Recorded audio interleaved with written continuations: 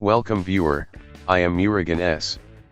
This video tutorial describes, fix can't change the taskbar color in Windows 11.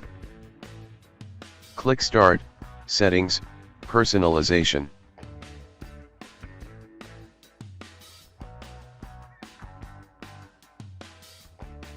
Click Colors.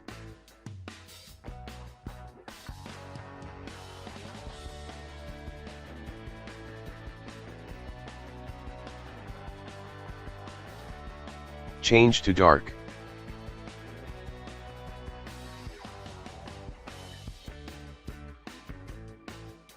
Turn on Show Accent Color on Start and Taskbar. Change the taskbar color.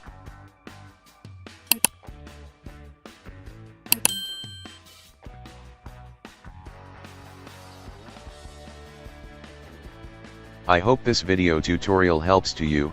Please like, share and don't forget to subscribe my channel. Thank you very much. See you next video.